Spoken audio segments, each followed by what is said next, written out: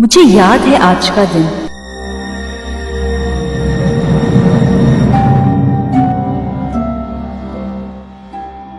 आज ही के दिन 16 दिसंबर को निर्भया पर हमला हुआ था।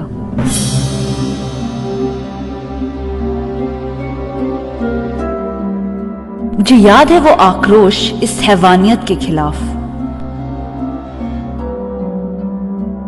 मुझे याद है वो सैकड़ों हजारों आवाजें जो इंसाफ के लिए उठी थी देश और दुनिया से।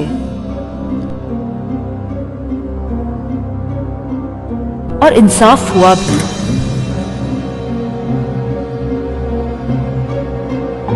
लेकिन हिंसा और बलात्कार जारी है।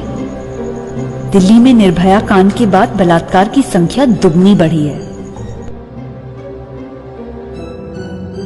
हिंदुस्तान में हर 22 मिनट में एक नया रेप केस दर्ज होता है।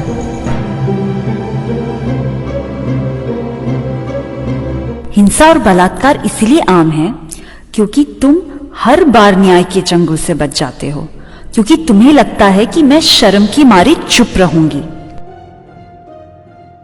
अगर मैं बोली भी तो तुम्हें लगता है कि तुम चुप करवा सकते हो।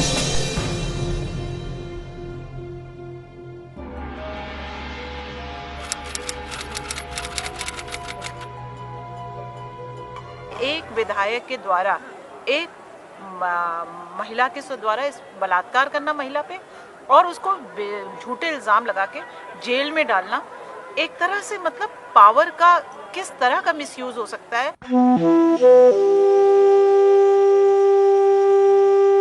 जब विधायक ऐसा करता है तो और आम लोगों की तो और हिम्मत बढ़ जाएगी।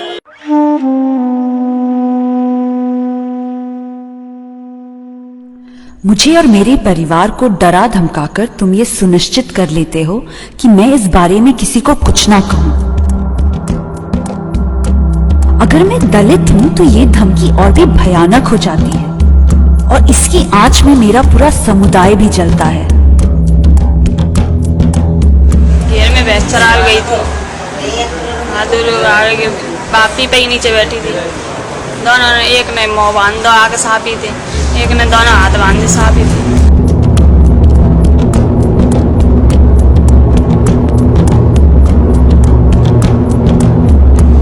कही थे अब अगर 2 दिन तक किसी से कह दी तो तेरे और तेरे पति को दोनों को मार दूँ।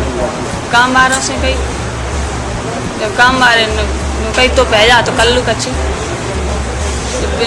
लाए गुजर की मोड़े ने लाए दोनों भी बिन के बाप खप्पा करके इनमें तो बता दो कौन सा मेरी दे दोनों इन करो मेरे संग में दोनों ने बिन 15 दिन आगे मोहलत देनू 15 दिन आता तुम कच्छ मत के हम दूसरा ढूंढने के देंगे तुम्हें। मैं दूसरा नहीं देंगे, मेरे साथ तो जिनने किया है।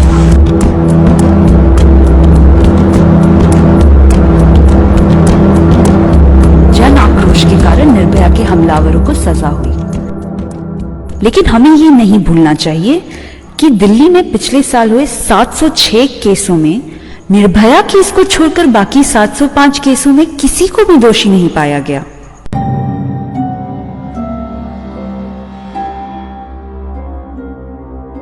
मेरे देश में सिर्फ 25% केसों में सजा होती है।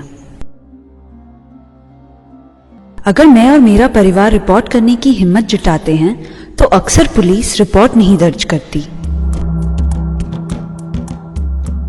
मेरी कुड़ी ने नाल 22-23 तरीक ਨੂੰ रेप केस हुआ, गैंग रेप।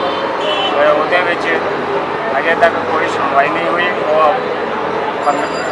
कि नाम अपना अस्पताल भी रही है, ਹੁਣ भी दाखिल है। ਹੁਣ मैं छुट्टी ਕੀਤੀ नहीं हैगी उन्होंने ਤੇ ਨਾਲ अजे तक वो मुंडे फड़े नहीं गए हैं।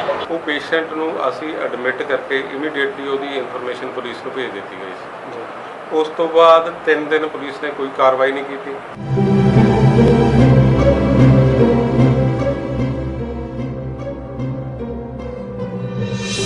मेरी महफूजगी की फिक्र मुझे लगी रहती है और पितृसत्ता के नियमों पर चलने वाला ये समाज मेरी सुरक्षा के नाम पर मेरी ही आजादी को छीनता है।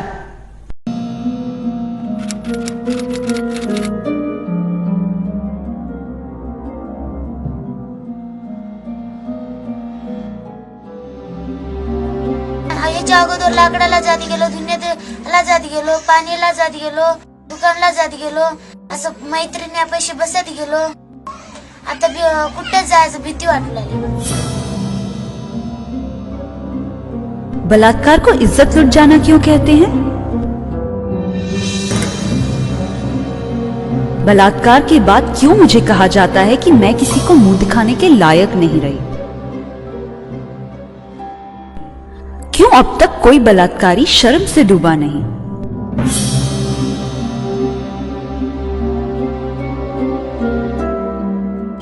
तारीख को उनको सिजेरियन हुआ, ऑपरेशन के द्वारा उन्होंने एक बच्ची को जन्म दिया और 30 तारीख को 3 बजे उनकी मृत्यु हो गई और 1 तारीख को मिट्टी हुआ. मिट्टी में भी गांव वाले लोगों ने कोई सपोर्ट नहीं किया. यहाँ तक कि मिट्टी देने जाने के लिए भी सब दूर दूर से देख रहे थे, लेकिन किसी ने आके इनकी मदद नहीं की.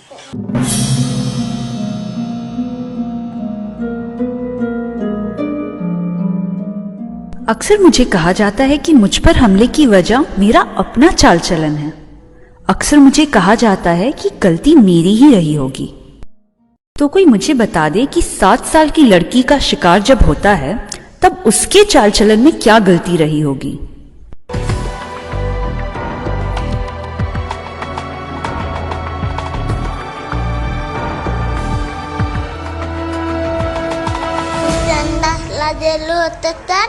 ते माणूस केतला चाललं होतं तर सोनं दाबून तिकडं नेलाय.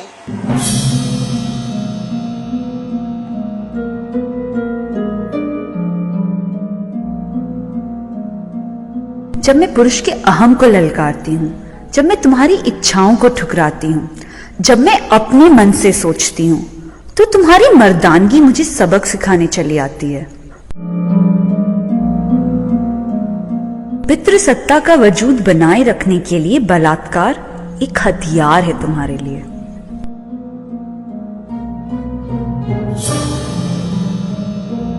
वो लोग दहेज की मांग करें. हम बोले कि आप और आपके भाई रोड पे कटोरा लेकर निकल जाएं, भीख मांग लें तो आप लोग को काफी दहेज मिल जाए.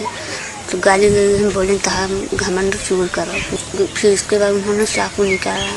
बोला कि अब बोल रहे हो, आप चलोगी, अभी चलोगी कि नहीं, वरना इसे चाकू से मार देंगे. तो हमने इशारे में इनकार किया, नहीं जाएंगे. तो फिर उसके बाद एक तरफ 2 लोग पकड़े हाथ पर, एक तरफ वो 2 लोग ने हमारे साथ गंदा सलूक किया, बलात्कार किया.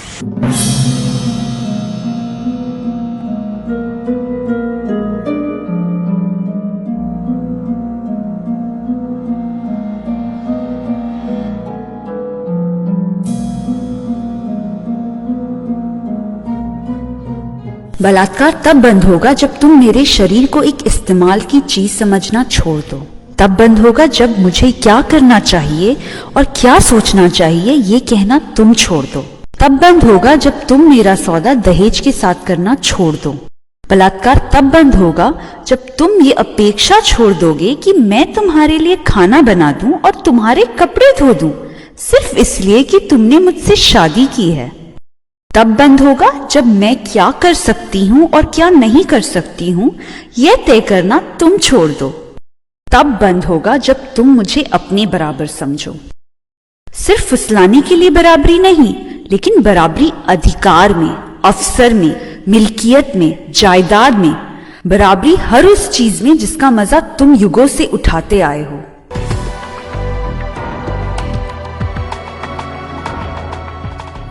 मैं निर्भया हूं, मुझे डर नहीं. मैं अपनी जिंदगी कैसे जीऊं ये तय करना तुम छोड़ दो.